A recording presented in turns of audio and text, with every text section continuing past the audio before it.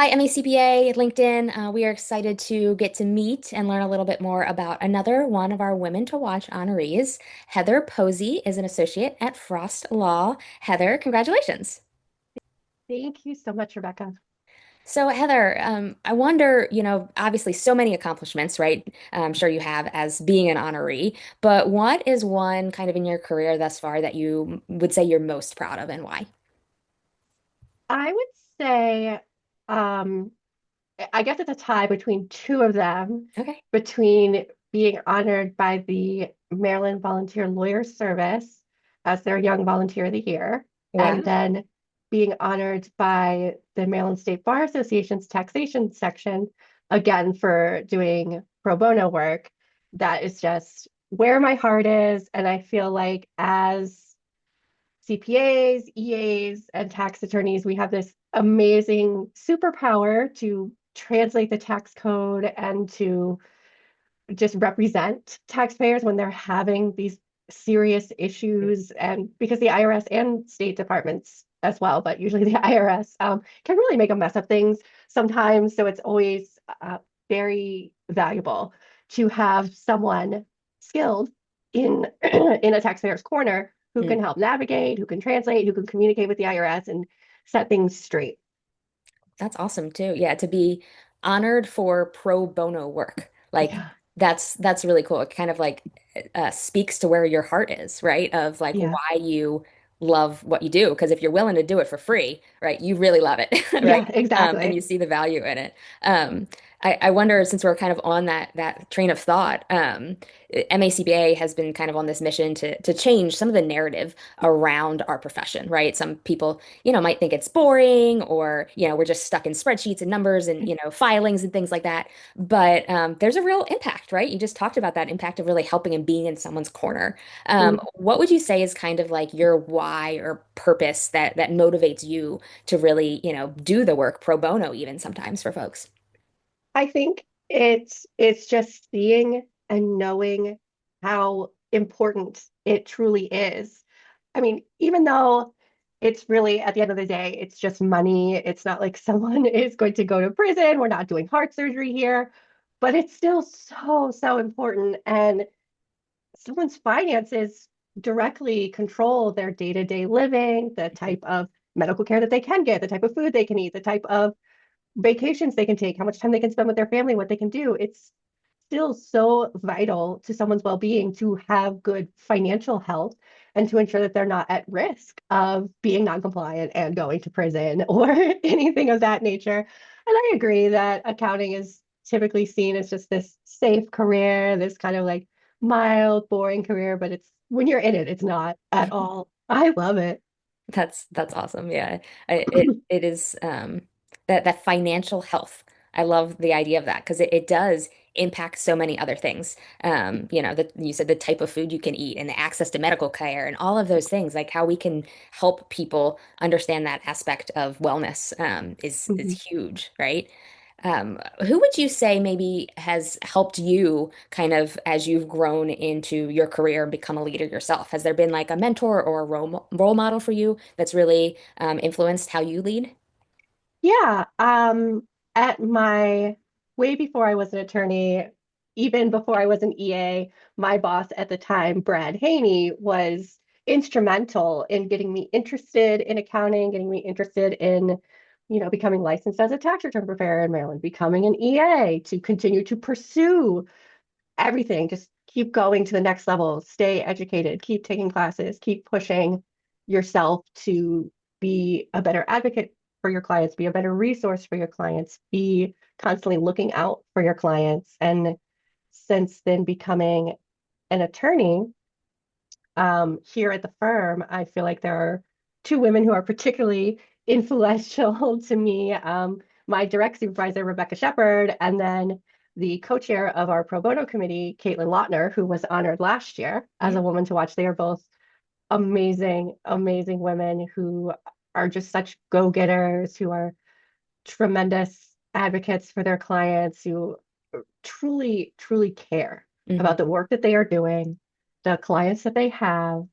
They just, and further succeeding. Like they are not just complacent in just, just sitting in spreadsheets and, you know, the typical view of accounting. They are the ones who are, I think, are really transforming the accounting profession and the tax profession, and to really put a spotlight on how much of an impact good representation, good planning, good advisory has on someone's business, someone's livelihood, someone's life.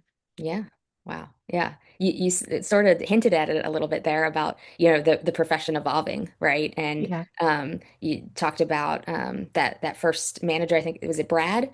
Hmm. That really inspired you to keep going, keep learning, and so the EA and you're becoming an attorney, like all of that continuous learning too. I wonder what that those inspirations have meant to you, and then how does that translate to the advice that you would give someone, a young person just entering this profession, kind of overwhelmed by maybe all of what is evolving and changing. What would you say to someone that is considering a career in accounting? What would you tell them? I would say that you do have to be on your toes at all times, because this isn't like maybe a really old trade like leatherworking where it's kind of using the same tools, doing the same thing as it's been done for centuries. This is a profession that changes essentially week by week. We have musical chairs in the IRS commissioner's office. We have new tax laws coming out all the time. And at the same time, beyond having to constantly stay up to date and learn these evolving laws, and with tax planning becoming a moving target because the Mm, laws change so often and often retroactively.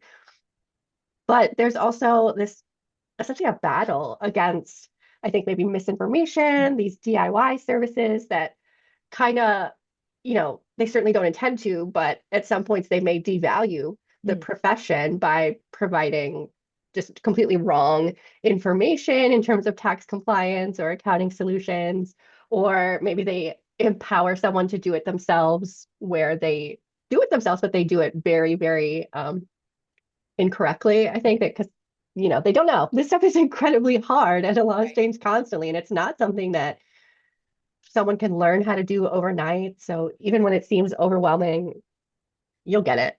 Eventually you'll get it. Like you'll feel like, okay, I got it. I understand all the law. And then they're gonna change it. Like 2 months later, Yeah. you have to relearn it. I got my EA shortly before the Tax Cuts and Jobs Act passed. Yeah. So then there was an entire new body of law to learn and memorize and apply. And it's just the name of the game. Yeah. Honestly. Constantly evolving. And I think, it can be a double-edged sword, right? Like there's certainly frustration in that, but also like Mhm. it's a dynamic career, right? It's constantly changing. Yeah, If you're somebody that loves to learn, you're in the right spot, right? absolutely. Yeah, very cool. Well, we at the Women's Watch Awards, we have two categories. We have the emerging and the experienced. And they're both leaders, right? So that common word, experienced leader, emerging leader. What does leadership mean to you? Like if you had to complete the sentence, being a leader means what? What would you say? I think being a leader means recognizing that you did not get where you are without the help of others, and that you always need to look behind you and be that leader for those who are up next. You always need to have your hand outstretched, ready to pull them along with you as you climb, knowing that you are only climbing because someone else stretched their hand out for you first. I love that. I love that analogy and that picture, right? Of recognizing that, yeah, I didn't get here on my own. Someone helped me along, and so I have that responsibility, that call to do that for others. Mhm. That really is that sums up leadership in a beautiful picture. A little bit of a bonus question, but MACBA, we're celebrating our 125th, which is crazy, anniversary Yeah. next year in 2026. And you mentioned, your association as an attorney with the Bar Association too. But I guess with both of these communities, what does it mean to you to be part of a professional community? For me, being a part of a professional community means always having someone to turn to when a client is experiencing a completely new situation to myself. It means having friends to share war stories with. It means that even if no one in my family or my social circle understands my frustrations with clients or with the ever-changing tax laws, I can always go to a conference or a networking event and I can just talk to anybody and they are on the exact same page. They said, yes, I'm going through the exact same thing, or here's how I handled that situation, or they're just, like, yep, I feel you. I'm also frustrated with this. Yeah. I don't have a solution, but we can cry together. Yeah. Sometimes that is like just what we need. You know, like Yeah, it's like sometimes we're not even looking for the solution. We're just looking for someone to be like, I see you and I get it. Like I know yeah, I'm with you in the trenches. So yeah. Like your absolutely. concern is valid. Yes, yes, yes. That's what communities are all about. Mhm. And I'm grateful for this community, and that you're a part of it as well. So thank you Yeah. so much, Heather. It was wonderful to meet you virtually. I look forward to meeting you in person on September 17th for our Women to Watch Awards. Awesome. I look forward to meeting you as well. Thank you Thanks, so Heather. much. Bye bye.